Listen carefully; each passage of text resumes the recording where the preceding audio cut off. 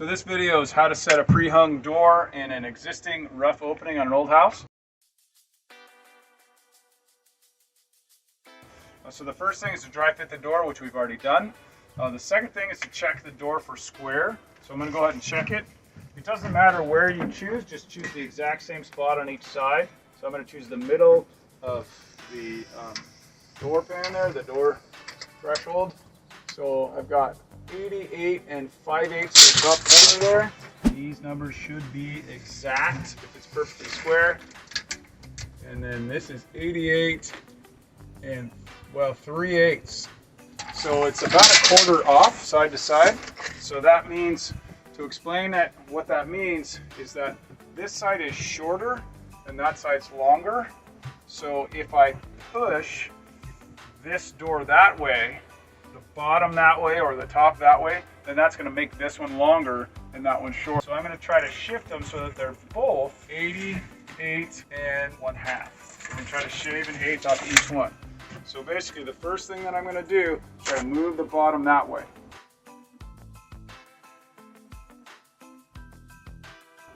Okay, so I'm going to back these shims out and I'm going to try to put in some shims over here. Yep, that one moved.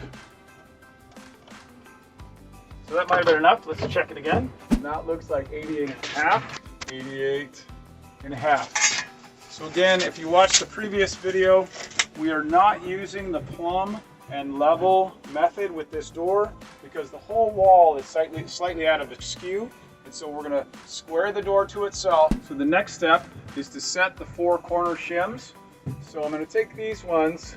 I had them just temporarily set. I'm going to set 2 of them from the back and then 2 of them from the front because you don't want to twist the door. So you want to have the shims facing in opposite directions. So there we go. 2 from the back and 2 from the front. And then I'm setting them just nice and snug. They don't have to be crazy tight, but you don't want them loose either. Okay? And then this one is pretty much all the way tight with the door, with the framing, so we're just going to leave that without a shim.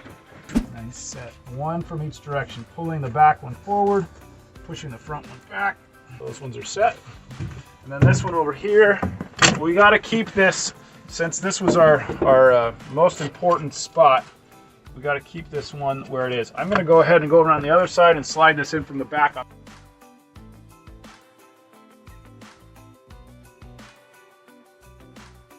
So the next step is to check the plane. Make sure that the door jamb is matched with the plane of the siding. So I'm just going to use this to sort of help us set the plane here. This is good. And then let's get there. This is coming out a little bit. A little bit tighter. Okay, that's good. Good. And let's walk around the other side. So before we go any farther, I don't know if you can see this line right here. We want that to be the same gap all the way along.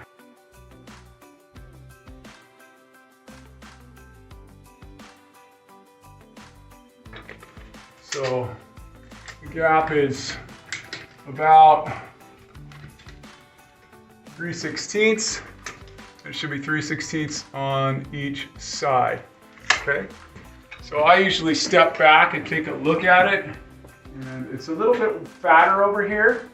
So what I'm going to do is I am going to put a shim here. I don't know that it's going to move, but I'm going to at least put a shim here and tighten it up. I'm going to jam one in from the other side.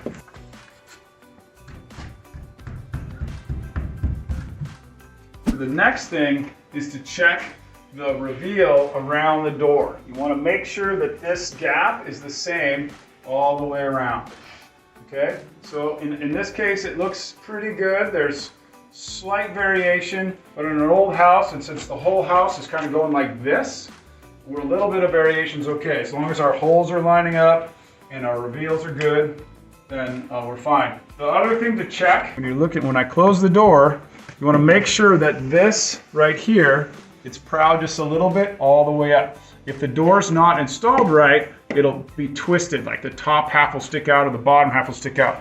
So you always want to square the jamb to the door as opposed to the siding. A lot of times it's a game of splitting the difference.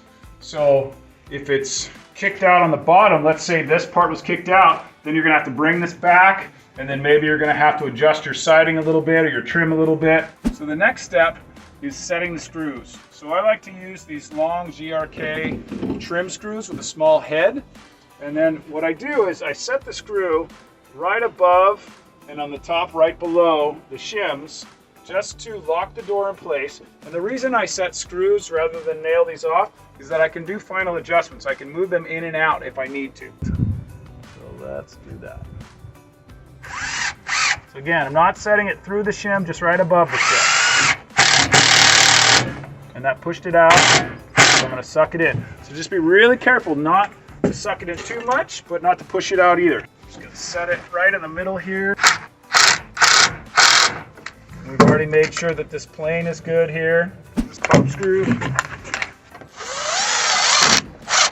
Since the door opened, I'm just going to push this back out a little bit.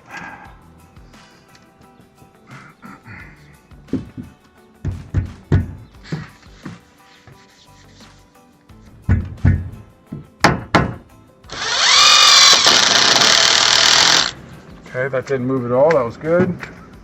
Now we're going to come around the other side and make sure this reveal here hasn't moved so that it's not twisted.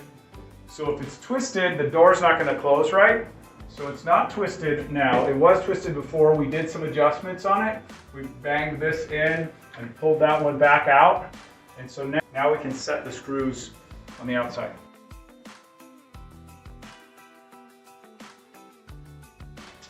So we already adjusted the bottom one and set that screw, so I'm just going to set this final screw. Now we're going to set this screw. Again, you don't want to push it out or suck it in. Just right nice and... So that sucked it in just a hair, then I backed it out just a hair, okay? So now these shims are relatively locked in place. Now we're going to check the action of the door, since we've got these two screws holding it, and this frame is held in place. Now the door should open and close. So the action looks good. So the next thing is to set the shims that are going to be in between your top and bottom. And you can set 2 or 3. In this particular case, I'm going to set 2. So if you come and look, you see this gap right here? So that gap right there, you don't want to push too hard, but you don't want to push too light. So you got to get that gap just closed. So there it is, that's just closed the gap. Well, that's why it's critical to have a 6-foot level so you can get that straight line all the way up. So I've set that there. I'm not pushing it out. I can see I'm using my eye to look all the way up and down this to make sure that there's no gap along this level between the shim. And then I'm going to go ahead and set a screw right underneath the shim so that if I need to, I can adjust it. If you're feeling confident at this stage, oh, knock those bad boys out. You don't want to suck it down too tight. Just enough. And then we're going to do it all the way around.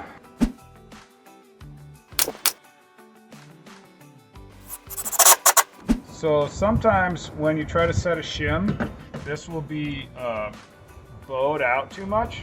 So what I did in that case was I pulled out the shims and then I set the screw first until I sucked it into where I wanted it to go. So now I came back and put the shim in. Now I'm just going to suck the screw the rest of the way down to the shim. And that was it.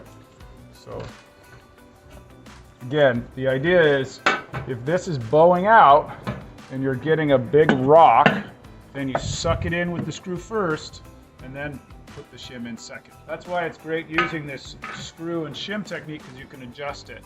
And then if you find that when you double check everything that it's a little too far in or too far out, you can adjust those screws back and forth. So now that we've set all the shims, again, you can set another shim in the middle here, especially some people like to do it right behind the jamb. That's a great thing to do. now that we've set all the shims and then we've got the screws in so we can adjust them, we'll do a final check, and we'll check our square, our action of the door, make sure that these lines are nice and straight. There's no gaps, so it's good, there's no gaps. No gap here, nice and straight. And I'm going to go on the inside and make sure that the action of the door is good. So it's good top to bottom. It's not torquing like this. It's nice and straight. And then these reveal lines are really good. So now the next step, so we're committed now. We like the way it looks. We're going to lock these shims in place. So this is a 2-inch 16 gauge finish nail. You could use 2.5 too.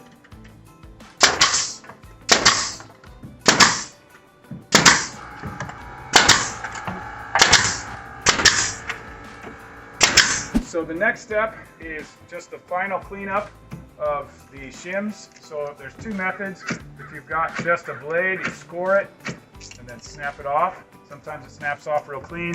Sometimes it doesn't. If you got a lot, sometimes it's easier to just use a plunge cutter.